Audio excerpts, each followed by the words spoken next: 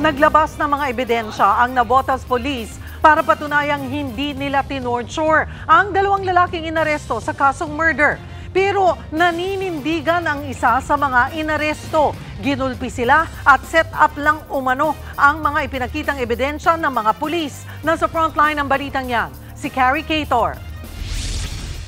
Kuha ang CCTV footage na ito sa Barangay Bangkulasi sa Navotas noong November 3 kung kailan may nangyaring pagpatay sa lugar. Kita ang riding in tandem na itinuturong nasa likod ng krimen. Nagpaikot-ikot muna sila sa lugar. Kinagabihan, nangyari na ang aktwal na pamamaril.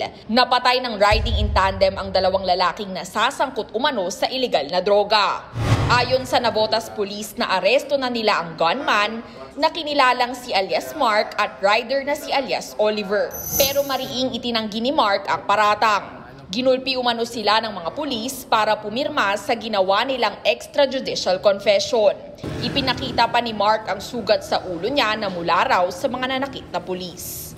Kinupot po yung yung ulo ko po. Tapos pinalo po ako ng matigas na bagay sa ulo.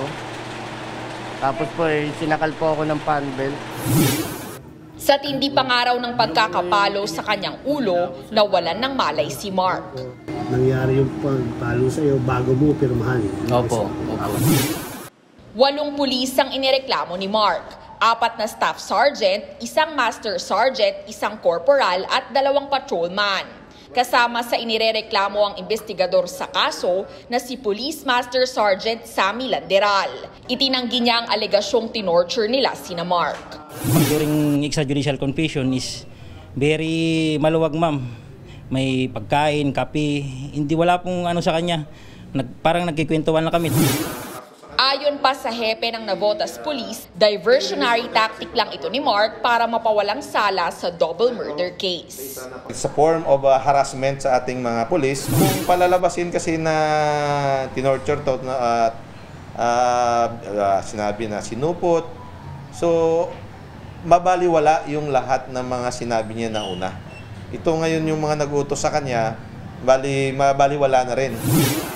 At para patunayang hindi sila ng torture, inilabas din ng mga pulis ang video recording ng extrajudicial confession ni Mark noong November 9. Makikita raw dyan na walang pamimilit o pambubugbog. Pero nanindigan si Mark na ginulpi siya. Set up lang daw ang video ng extrajudicial confession.